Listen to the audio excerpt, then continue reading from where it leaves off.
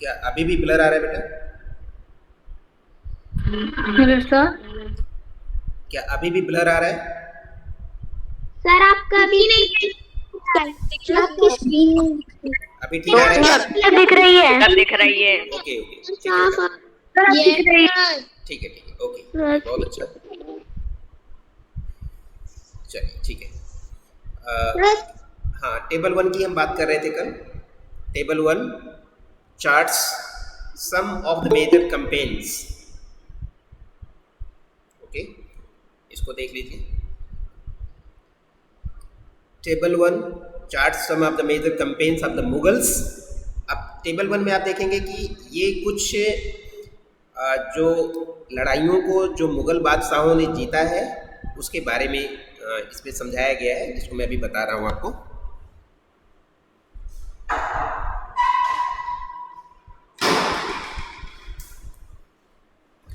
ठीक है, इसमें देखेंगे बेटा। देखिए, बाबर की बात करते हैं। Table one, Mughal emperor, major campaigns and events, जो घटनाएं हैं महत्वपूर्ण, उसको देखेंगे। Babar 1526 to 1530। 1526 defeated Ibrahim Lodi and his Afghan supporter at Panipat. Ibrahim Lodi के जो अफगानी सपोर्टर थे, अफगानिस्तान की जो सपोर्ट करने वाले लोग इब्राहिम लोदी को थे, उनको उसने 1526 में पानीपत के प्रथम युद्ध में, एक्चुअली पानीपत की 3 लड़ाइयाँ हुई हैं, आप सबको ध्यान में रहना चाहिए। पानीपत के मैदान में 3 बार संघर्ष हुआ है, जिसमें सबसे पहला संघर्ष 1526 में हुआ है। इसके बाद के युद्धों के बारे में अभी मैं प्रेजेंटली नहीं बता पा रहा हूँ।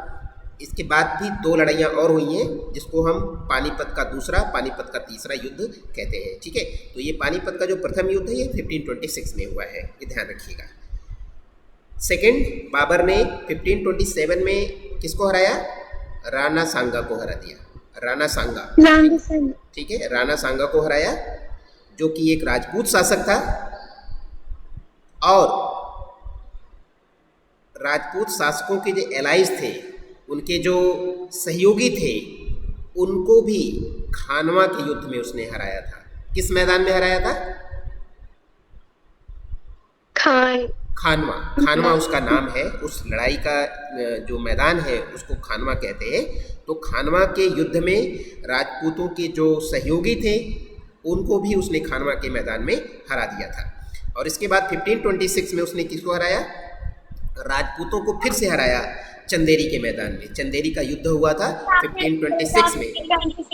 1526 में प्रथम आपने हाँ, कुछ बोला था। पहला संघर्ष, पहली लड़ाई उसने भारत में आकर के 1526 में जीता, जिसमें उसने इब्राहिम लोदी को हराया पानीपत के मैदान में। दूसरा युद्ध जो उसने जीता वो राणा सांगो। सर, और उसकी डेथ के पहले उसने दिल्ली और आगरा में मुगलों का शासन कर दिया था स्थापित। सही इब्राहिम लोदी है जी, ये इब्राहिम लोदी है। ये तो पूरे मुगलों की बात है, जिन्होंने दिल्ली और आगरा पर कब्जा किया।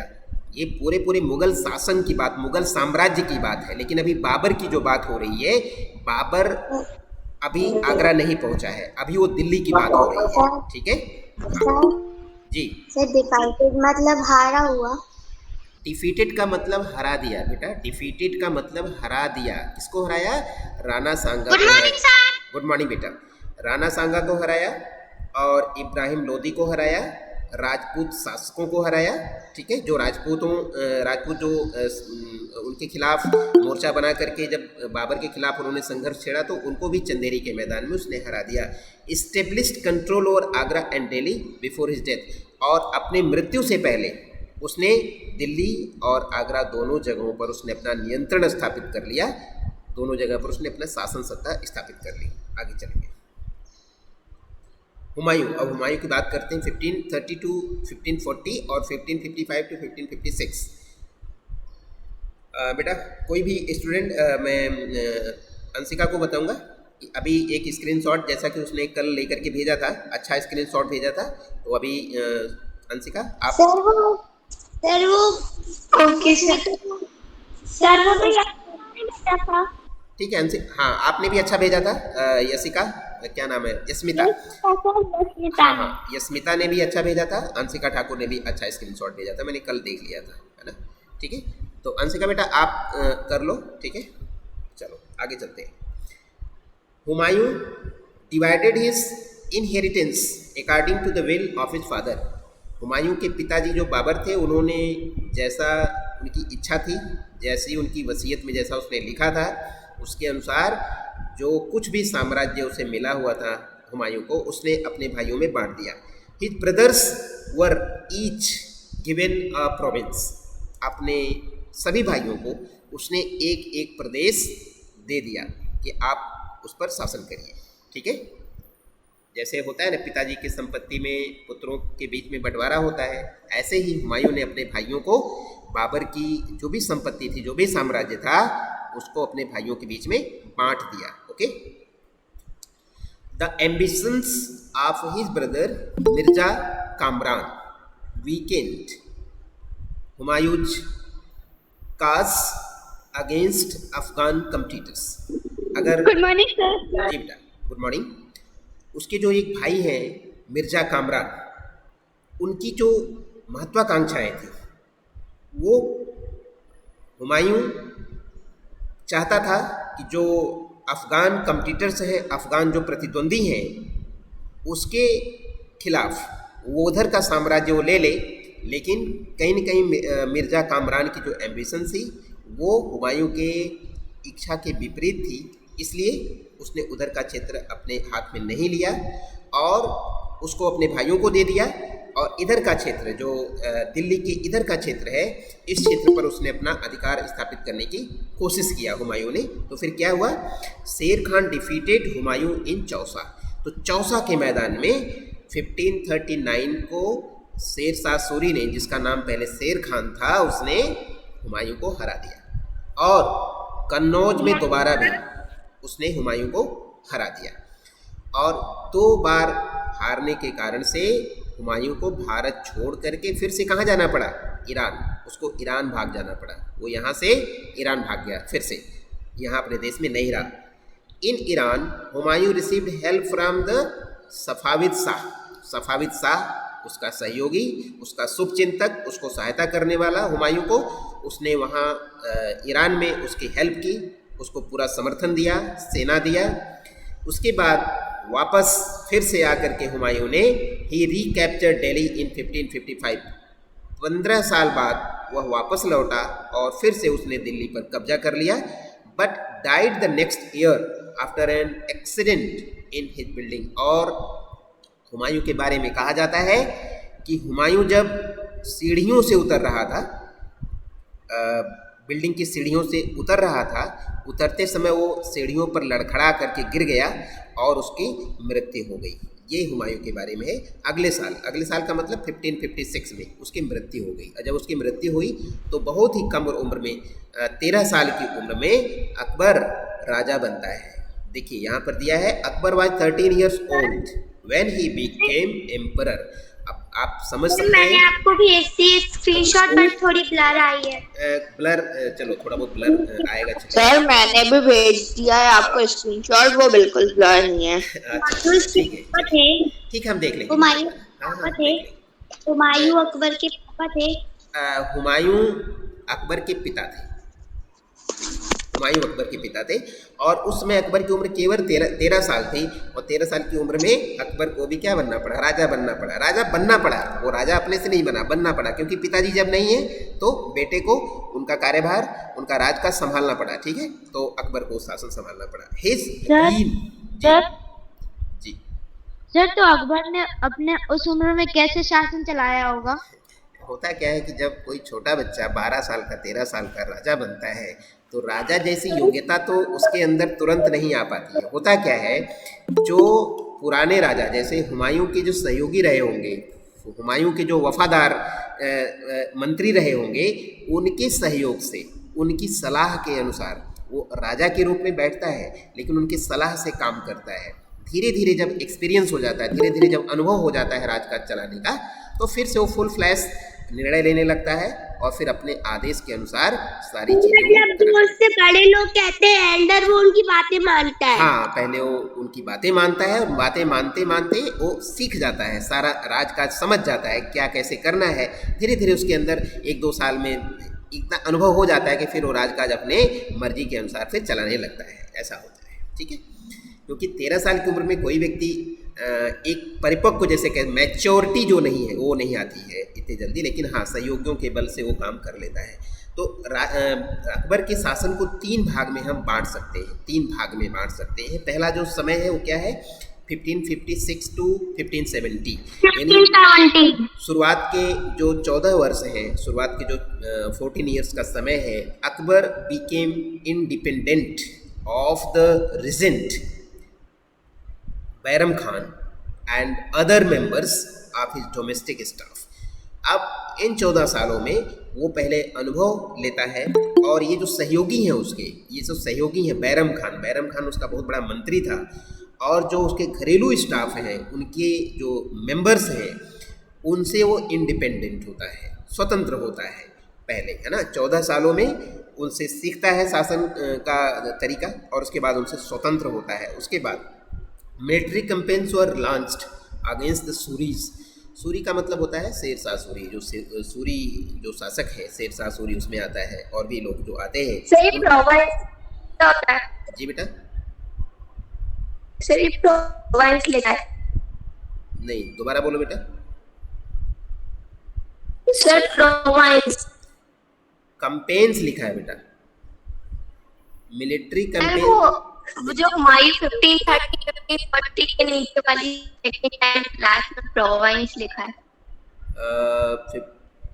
प्रोविंस लिखा है, मैं नहीं समझ पा रहा हूँ कहाँ पर आप पूछ रहे हो मुझसे। रुकिए मैं थोड़ा इसको सर हुमायूं के बारे में बताना। सर जो हुमायूं के बारे में जो लिखा है सर वो फर्स्ट लिखा है। यस सर, उसमें प्रोविंस लिखा है। ओके हुमायूं के बारे में बात कर रहे हो, अकबर के बारे में?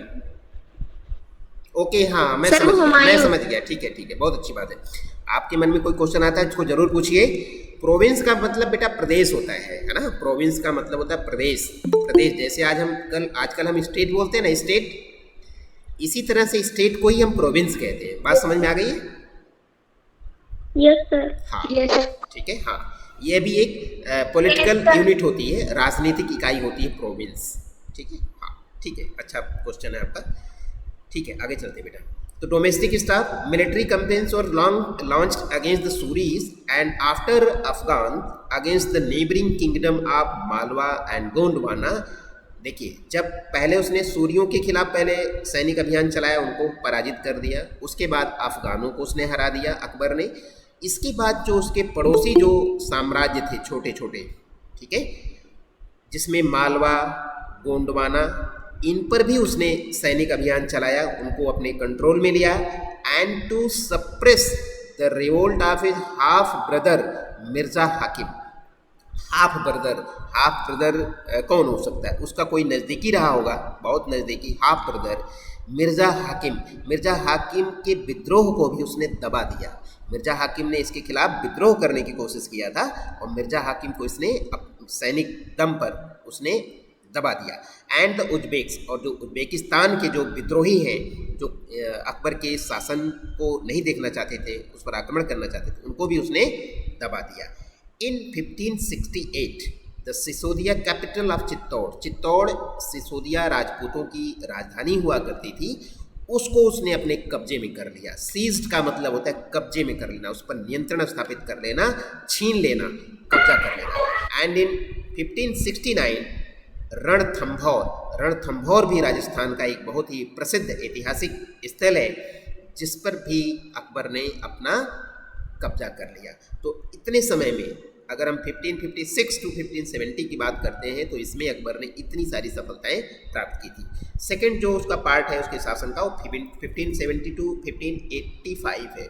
Military campaigns in Gujarat were followed by campaigns in the east in Bihar. एक ही साथ उसने बिहार और गुजरात दोनों जगहों पर उसने मिलिट्री कैंपेन किया, यानी सेना का अभियान चलाया। बंगाल एंड उड़ीसा, इन सब जगहों पर एक साथ उसने सेना को भेजा और वहाँ पर कंट्रोल करने का कोशिश किया। These campaigns were complicated by the 1579 to 1580 revolt in support of Mirza हाकिम। अब इसी समय में फिर से एक बार जब वो बिहार, बंगाल, उड़ीसा में सैनिक अभियान चला रहा था, इसी समय जो मिर्जा हाकिम है उसके सपोर्ट में फिर से अकबर के खिलाफ संघर्ष छेड़ दिया गया, जो कि काफ़ी कॉम्प्लिकेटेड हो गया। एक तरफ अकबर उड़ीसा, बंगाल, बिहार की तरफ अपने सैनिक अभियान को चला करके उन जगहों पर कंट्रोल करने की कोशिश कर रहा था, दूसरे अकबर के ही खिलाफ फिर मिर्जा हाकिम ने संघर्ष छेड़ दिया। ठीक है, तो काफ़ी मुश्किल हो गई, यानी दोनों मोर्चे पर उसको लड़ाई लड़नी पड़ी। एक तरफ बिहार, बंगाल, उड़ीसा, और एक तरफ मिर्जा हाकिम के जो सपोर्टर्स हैं उनका भी संघर्ष उसको देखना पड़ा, उनका भी विद्रोह का सामना उसको करना पड़ा। तीसरा जो पार्ट है वो है 1585 टू 1605। ये फाइनल और अंतिम पार्ट है इसके शासन का। Expansion of Akbar emperor, Akbar का जो साम्राज्य था इसका विस्तार किया गया है इस समय में। Campaigns were launched in the north west, north west का मतलब है असम, बंगाल, और ये जो भाग है Assam, Arunachal Pradesh. North east, no ये गलत यहाँ पर हो गया। नॉर्थ वेस्ट, नॉर्थ वेस्ट का मतलब पश्चिम की तरफ, ईस्ट नहीं है, वेस्ट है। वेस्ट का मतलब है कि दिल्ली के पश्चिम की तरफ, जो पंजाब का क्षेत्र है, हरियाणा का क्षेत्र है, उस तरफ इसने अपना मिलिट्री कैंपेन चलाया। ठीक है। कंदहार, कंदहार क्या है? कंदहार का नाम आपने अगर सुना होगा तो कंदहार वर्तमान में अफगानिस्तान का एक शहर है। ठीक है। कंदहार वर सीज्ड फ्रॉम द सफाविद्स, तो सफाविद जो शासक है जिससे कभी हुमायूं ने सहायता ली थी, अब वो कंदहार को भी अपने कब्जे में कर लेता है। कश्मीर वार अनेक्टेड, कश्मीर पर भी उसने कब्जा कर लिया, उस पर नियंत्रण स्थापित कर लिया, उसको अपने शासन में मिला लिया। एंड आल्सो काबुल, काबुल, कंदहार, कश्मीर, इन सब स्थानों पर उसने अपना नियंत्रण स्थापित कर लिया सेना भेज करके। After the death of Mirza हाकिम, और मिर्जा हाकिम की इधर डेथ हो जाती है। अब उनका जो विद्रोह करने वाला व्यक्ति है उसकी मृत्यु हो जाती है। Campaigns in the Deccan started and, जी बेटा बोलो। सर ये अकबर के में आप इसमें 1, 2 और 3 पार्ट दिए हुए हैं, तो उन पार्ट्स में से कौन सा पार्ट पढ़ा रहे हैं? तीनों, तो थर्ड वाला पढ़ा रहे हो? हाँ मैं थर्ड वाला पढ़ा रहा हूँ इस समय, नीचे वाला हिस्सा। Campaign in the Deccan started, sir blur आ रहा है। ओके बेटा थोड़ा सा और बड़ा तो कर सर देते बुक हैं। से भी दिख रहे हैं। हाँ बुक से देख सकते हो बेटा, है ना। अब ब्लर अगर आ रहा है तो बेटा नेटवर्क प्रॉब्लम रहती है, clarity नहीं रहती है। चलिए आगे देखते हैं। Campaigns in the Deccan started and Berar, Khandesh and parts of Ahmednagar व अनेक्टेड। अकबर का शासन क्षेत्र अब बढ़ता जा रहा है और दक्षिण का जो क्षेत्र है जिसमें बेरार, खानदेश और अहमदनगर का जो क्षेत्र है, इन सब क्षेत्रों को अकबर ने अपने साम्राज्य में मिला लिया। In the last years of his reign, reign का मतलब होता है शासन, जो उसके शासनकाल का जो अंतिम समय है, Akbar was distracted by the rebellion of Prince Salim. उसका जो बेटा था सलीम, उसने अपने ही पिता के खिलाफ विद्रोह कर दिया। यही सलीम आगे चल करके जहांगीर नाम से फेमस होता है। यही इसका पुत्र जो सलीम है, आगे चल करके उसका नाम जहांगीर होता है, जिसके राजा वक्त बना दिया था, हाँ, बाद में बना दिया था। यानी ऐसा देखा गया है कि जो पूरा का पूरा मुगल साम्राज्य है, जब भी किसी राजा का पतन हुआ है तो कहीं न कहीं देखा गया है कि पुत्र ने अपने पिता के खिलाफ ही विद्रोह किया है। जिसमें पहला उदाहरण आपको देखने को मिल रहा है कि अकबर के पुत्र सलीम ने अपने पिता के खिलाफ विद्रोह किया और बाद में वो स्वयं राजा बनता है। ठीक है, ये स्थिति है। अभी तक तो ठीक था कि बाबर की मृत्यु हुई तो हुमायूं राजा बना, हुमायूं राजा बना तो उसकी मृत्यु हो गई, अकबर राजा बना। लेकिन अब अकबर का विद्रोह उसके पुत्र ने किया है, उसके बाद वो राजा बना है। इसकी स्वाभाविक डेथ, मृत्यु होने के बाद वो राजा नहीं बनता है, इसका विद्रोह करके वो राजा बनता है। ये तो टेबल 1 की बात है। अभी आगे चल रहे हैं जहांगीर। हाँ, अब जहांगीर की बात देखते हैं बेटा। Military campaigns started by Akbar continued. अब सबसे अच्छी बात यह है कि जो सैनिक अभियान अकबर चला रहा था उसको जहांगीर ने आगे बढ़ाया, उसको रोका नहीं। जिस तरह से उसके पिता ने अपने साम्राज्य को बढ़ाने की कोशिश किया था, उसी तरह से जहांगीर भी अपने साम्राज्य को लगातार बढ़ा रहा है। और इसका जो शासन है वो 1605 से 1627, इसका मतलब पूरे 12 साल तक जहांगीर का शासन रहा था। मिलिट्री कैंपेन से started by Akbar continued the Sisodia ruler of Mewar Amar Singh. Mewar के जो सिसोदिया शासक हैं, मेवाड़ के रहने वाले सिसोदिया शासक जिनका नाम है अमर सिंह, एक्सेप्टेड मुगल सर्विस। उन्होंने मुगलों की सेवा करने को स्वीकार कर लिया, मुगलों की सेवा करने को उन्होंने स्वीकार कर लिया। Less successful campaigns against the Sikhs. और जहांगीर की बात करते हैं, जहांगीर ने सिखों के खिलाफ भी जो सैनिक अभियान चलाया, लेकिन बहुत ज़्यादा उसको सफलता प्राप्त नहीं हुई। The Ahoms and Ahmednagar followed. और इसी तरह से जो अहोम शासक थे और जो अहमदनगर के शासक थे, यहाँ पर इसके सैनिक अभियान बहुत ज़्यादा सफल नहीं हुए थे। प्रिंस खुर्रम, इसके बेटे का नाम था Khurram, the future emperor Shahjahan rebelled in the last years of his reign. ठीक यही बात जहांगीर के साथ होती है, क्योंकि जहांगीर ने अपने पिता का विरोध किया था, तो आप ऐसे समझ सकते हैं। फिर जहांगीर के पुत्र ने, जिसका नाम खुर्रम है, जो आगे चल कर के शाहजहां बनता है, ये भी जहांगीर का विरोध करता है, उसके खिलाफ विद्रोह करता है और शासन सत्ता को अपने हाथ में ले लेता है। The efforts of Nurjahan Jahangir's wife to marginalise him were unsuccessful.